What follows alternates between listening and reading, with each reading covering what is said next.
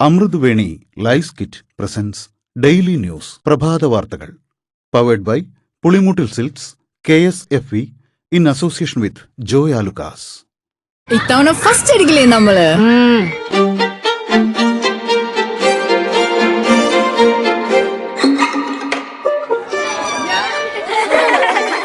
കുട്ടികൾക്കൊക്കെ പെയിൻ ശല്യം ഉണ്ടാകും. അതുകൊണ്ട് ലൈസ് കിറ്റ് ഉപയോഗിച്ച് ക്ലാസ്സിൽ വരാൻ പ്രത്യേക ശ്രദ്ധിക്കണം. ലൈസ് കിറ്റ് ലൈസ് റിമൂവർ പെയിൻ ശല്യത്തിൽ നിന്നും ഉടനടി ആശ്വാസം. നമസ്കാരം, ഞാൻ ഷാജി പത്മനാഭൻ. ഡെയിലി ന്യൂസിന്റെ പ്രഭാത വാർത്തകളിലേക്ക് സ്വാഗതം. ഇന്ന് ഒക്ടോബർ 25 ശനിയാഴ്ച. LDFന്റെ ശ്രീ നഷ്ടപ്പെടുത്തി കേന്ദ്രത്തിന്റെ PM ശ്രീ പദ്ധതി. PM ശ്രീ പദ്ധതിയുടെ ധാരണാപത്രത്തിൽ കേരളം ഒപ്പിട്ടതുമായി ബന്ധപ്പെട്ട വിവാദത്തിൽ 3 ദിവസത്തിനുള്ളിൽ മറുപടി നൽകിയില്ലെങ്കിൽ കടുത്ത നടപടി ആലോചിക്കുമെന്ന് വ്യക്തമാക്കി CPMന് CPIയുടെ കത്ത്. CPI general secretary D രാജയാണ് CPM general secretary MA ബേബിക്ക് ഇത് സംബന്ധിച്ച കത്ത് നൽകിയത്. CPMനെ നന്ദിഗ്രാം ഓർമ്മിപ്പിച്ചുകൊണ്ടാണ് CPI ദേശീയ സെക്രട്ടേറിയറ്റിന്റെ കത്ത്.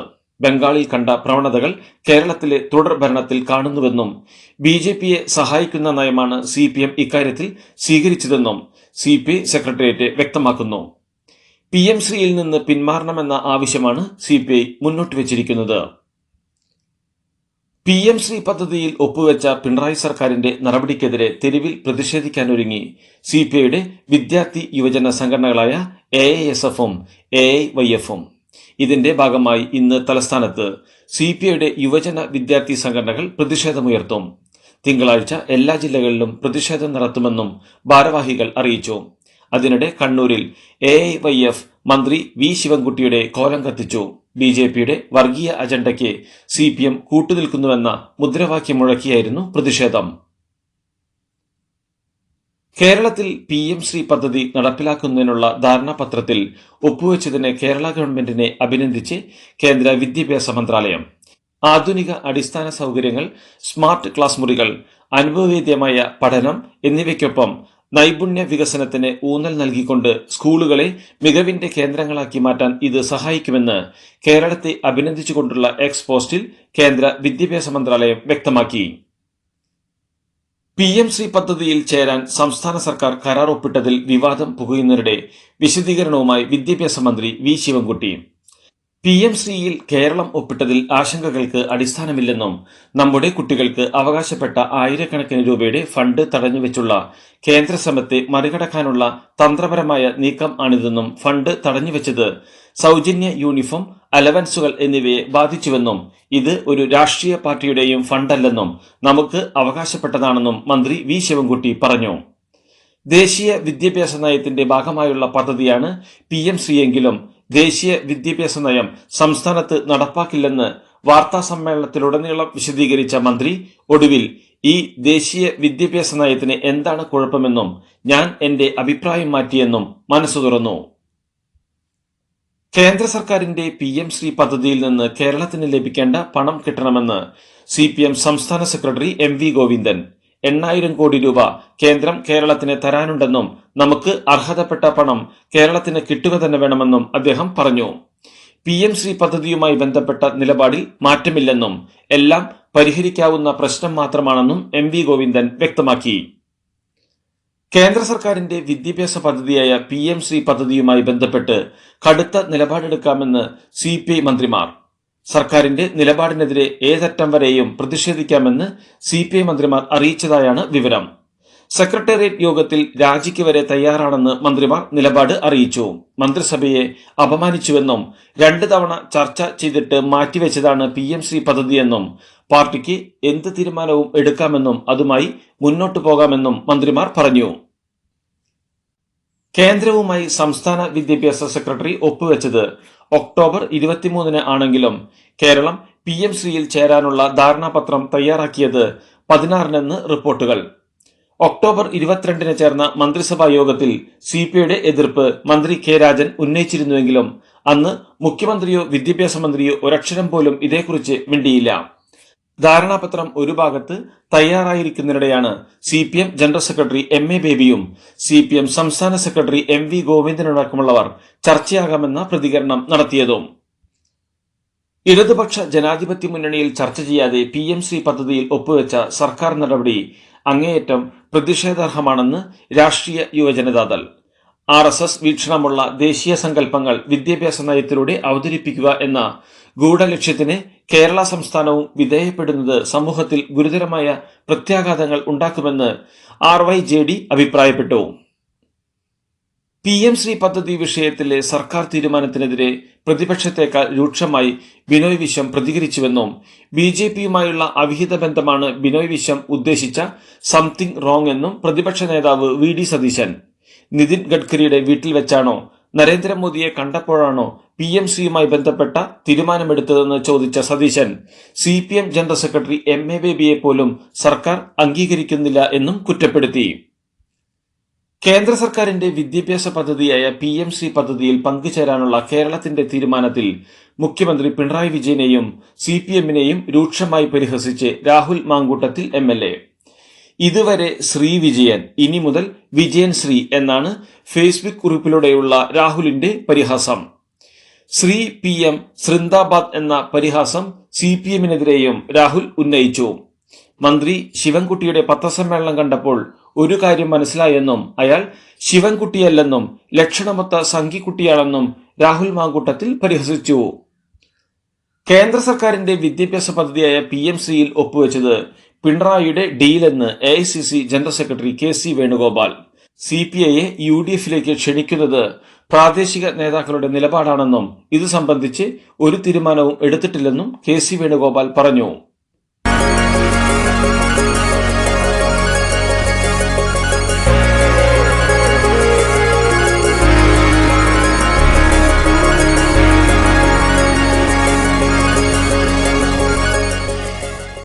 ശബരിമലയിലെ സ്വർണ്ണക്കൊള്ളക്കെതിരെ BJPയുടെ രാപ്പകൽ സെക്രട്ടേറിയറ്റ് ഉപരോധം ആരംഭിച്ചു. ഇന്നലെ രാത്രി 7 മണിയോടെ സെക്രട്ടേറിയറ്റിന് മുന്നിലെ സമരഗേറ്റിലേക്ക് പ്രകടനമായി എത്തിയാണ് BJP പ്രവർത്തകരും നേതാക്കളും ഉപരോധ സമരം ആരംഭിച്ചത്. ഇന്ന് വൈകിട്ട് വരെയാണ് സമരം.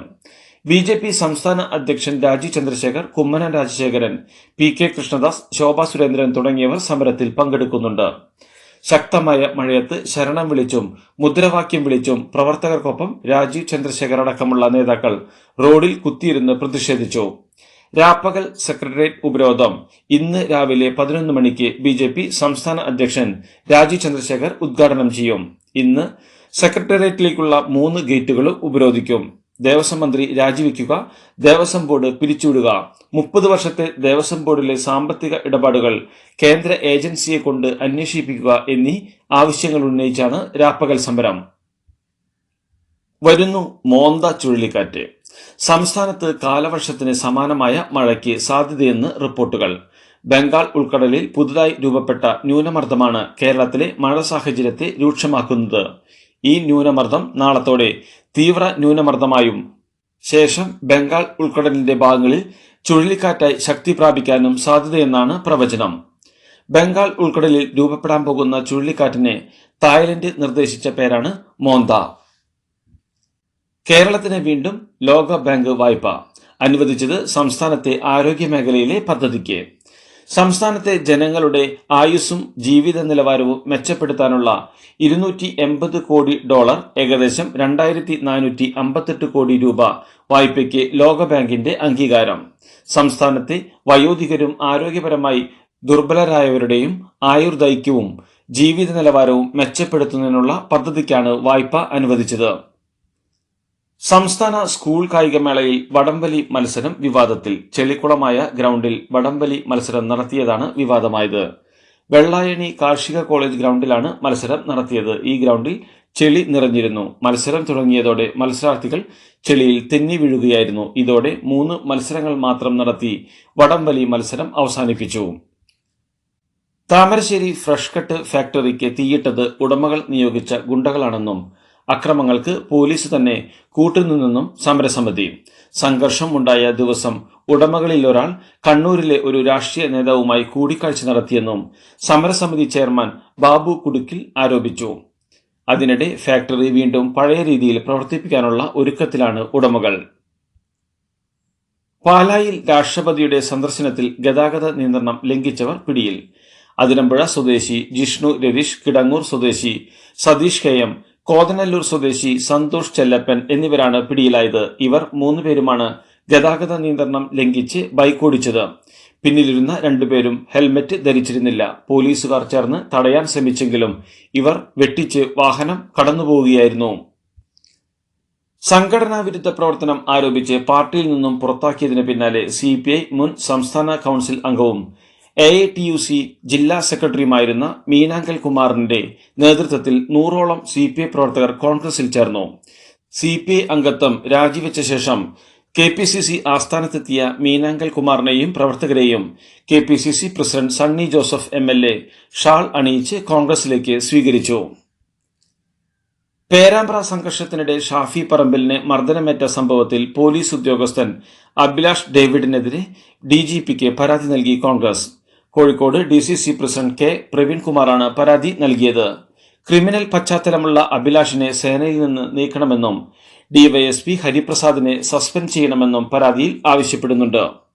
മൊസാംബിക്കിലെ ബെയ്റ തുറമുഖത്ത് കപ്പൽ അപകടത്തിൽപ്പെട്ട് മരിച്ച തേവലക്കര സ്വദേശി ശ്രീരാഗിന്റെ മൃതശരീരം ഇന്ന് വീട്ടിലെത്തിക്കും. മൃതദേഹം രാവിലെ കൊല്ലം തേവലക്കരയിലെ വീട്ടിലെത്തിക്കുമെന്ന് NK പ്രേമചന്ദ്രൻ MP അറിയിച്ചു.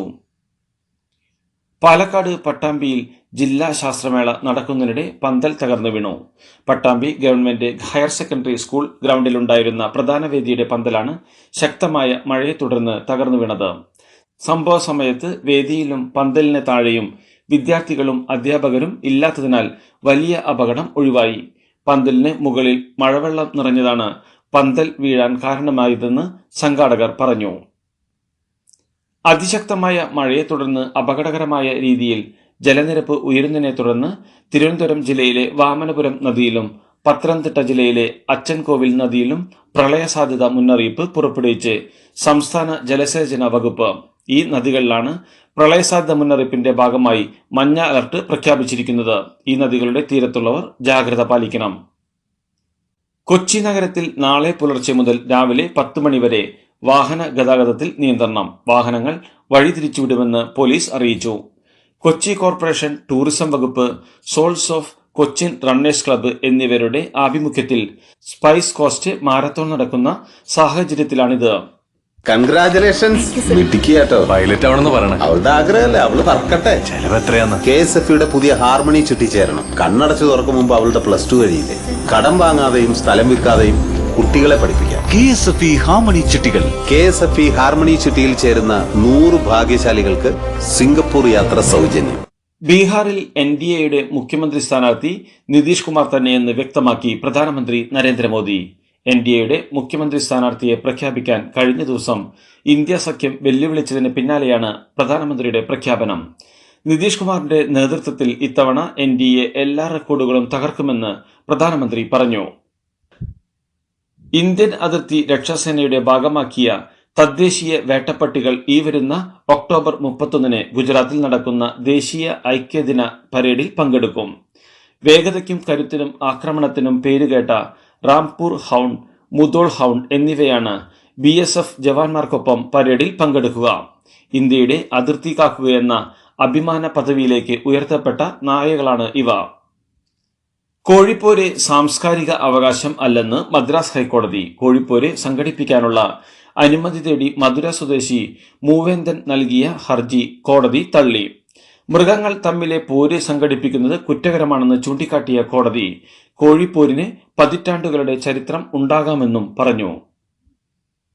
ദില്ലിയിൽ വായു മലിനീകരണ തോതിൽ നേരിയ കുറവ്. ശരാശരി വായു ഗുണനിലവാര സൂചിക ഇന്നലെ 300-ൽ താഴെയാണ്. ആനന്ദ് വിഹാറിൽ മാത്രമാണ് വായു മലിനീകരണ സൂചിക 350-ന് മുകളിൽ രേഖപ്പെടുത്തിയത്.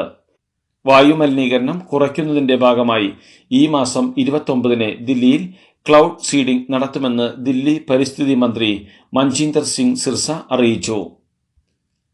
പുതിയ സുപ്രീം കോടതി ചീഫ് ജസ്റ്റിസിനെ തെരഞ്ഞെടുക്കാനുള്ള നടപടികൾ തുടങ്ങി കേന്ദ്ര സർക്കാർ. പിൻഗാമിയെ നിർദ്ദേശിക്കണമെന്നാവശ്യപ്പെട്ട് നിയമമന്ത്രാലയം ഇപ്പോഴത്തെ ചീഫ് ജസ്റ്റിസ് BR ഗവായിക്ക് കത്തെഴുതി.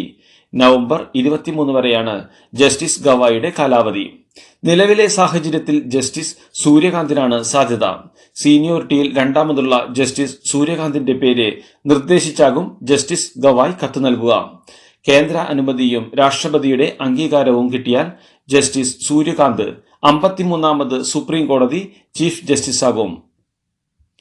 രാജ്യതലസ്ഥാനത്ത് ദീപാവലി ആഘോഷത്തിനിടയിൽ നടത്താൻ പദ്ധതിയിട്ട വൻ ഭീകരാക്രമണം തടഞ്ഞ് ഡൽഹി പോലീസ്. തെക്കൻ ഡൽഹിയിലെ ഒരു പ്രമുഖ മാളും ഒരു പൊതു പാർക്കും ഉൾപ്പെടെ തലസ്ഥാനത്തെ തിരക്കേറിയ സ്ഥലങ്ങളിൽ സ്ഫോടനം നടത്താൻ തയ്യാറെടുക്കുകയായിരുന്ന ISIS ബന്ധമുണ്ടെന്ന് സംശയിക്കുന്ന 2 പേരെ പോലീസ് അറസ്റ്റ് ചെയ്തു. ബീഹാറിലെ തീവ്ര വോട്ടർ പട്ടിക പരിഷ്കരണത്തിന് പിന്നാലെ സമാന നടപടി പശ്ചിമബംഗാളിൽ നടപ്പിലാക്കാനൊരുങ്ങുന്നു.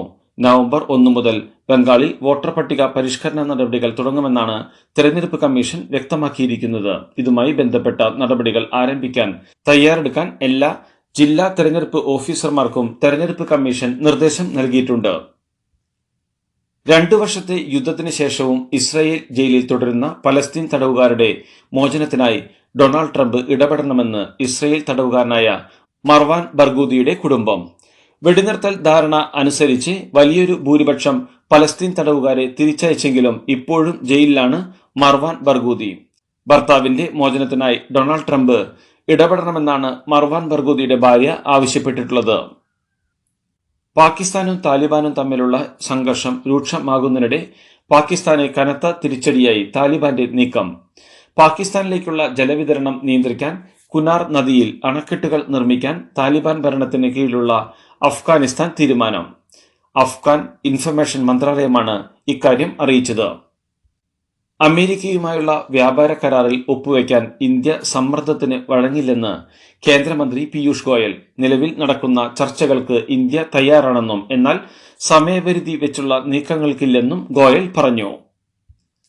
റഷ്യൻ എണ്ണ കമ്പനികൾക്ക് അമേരിക്ക ഉപരോധം ഏർപ്പെടുത്തിയ സാഹചര്യത്തിൽ റഷ്യൻ എണ്ണ വാങ്ങുന്ന കാര്യത്തിൽ കേന്ദ്ര സർക്കാരിന്റെ നിലപാട് തേടി റിലയൻസ് അടക്കമുള്ള ഇന്ത്യൻ കമ്പനികൾ. റഷ്യൻ എണ്ണ ഇറക്കുമതിയുടെ കാര്യത്തിൽ അമേരിക്കൻ സമ്മർദ്ദത്തിന് വഴങ്ങില്ലെന്നാണ് ഇന്ത്യയുടെ നയം. എന്നാൽ റഷ്യൻ എണ്ണ വാങ്ങുന്നത് തുടർന്നാൽ റിലയൻസ് അടക്കമുള്ള ഇന്ത്യൻ കമ്പനികൾക്കും അമേരിക്കൻ ഉപരോധം നേരിടേണ്ടി വരും. ഈ സാഹചര്യത്തിലാണ് ഇന്ത്യൻ കമ്പനികൾ സർക്കാരിന്റെ നിലപാട് തേടിയത്. പോലീസിന് നേരെ കട്ടയും പടക്കവും ചില്ലുകുപ്പികളുമായി പ്രതിഷേധക്കാർ. അയർലൻഡിൽ കുടിയേറ്റക്കാർക്കെതിരായ പ്രതിഷേധം 3ാം ദിവസത്തിലേക്ക്. 3 പോലീസുകാർക്ക് ബുധനാഴ്ച വൈകുന്നേരമുണ്ടായ ആക്രമണങ്ങളിൽ പരിക്കേറ്റു. 24ഓളം പ്രതിഷേധക്കാരെയാണ് പോലീസ് അറസ്റ്റ് ചെയ്തത്. കൗമാരക്കാരും യുവാക്കളുമാണ് പ്രതിഷേധക്കാരിൽ ഏറെയും. അറസ്റ്റിലായവരിൽ 5 ആൺകുട്ടികളുമുണ്ടെന്നാണ് പോലീസ് വിശദമാക്കുന്നത്. മയക്കുമരുന്നുമായി എത്തിയ കപ്പലിന് നേരെ അമേരിക്കൻ സേന കരീബിയൻ കടലിൽ നടത്തിയ ആക്രമണത്തിൽ 6 പേർ കൊല്ലപ്പെട്ടു. സെപ്റ്റംബറിൽ മയക്കുമരുന്ന് കള്ളക്കടത്തിനെതിരെ ആക്രമണം തുടങ്ങിയ ശേഷമുള്ള 10ാമത്തെ സംഭവമാണിത്. ഇതോടെ US ആക്രമണത്തിൽ കൊല്ലപ്പെട്ടവരുടെ എണ്ണം 43ആയി. ഇതോടുകൂടി ഡെയിലി ന്യൂസിന് ഇന്നത്തെ പ്രഭാത വാർത്തകൾ സമാപിക്കുന്നു. ഡെയിലി ന്യൂസിന് വേണ്ടി വാർത്തകൾ വായിച്ചത് ഷാജി പത്മനാഭൻ. DailyNewsLive.in വാർത്തകൾ വിരൽ തുമ്പിൽ.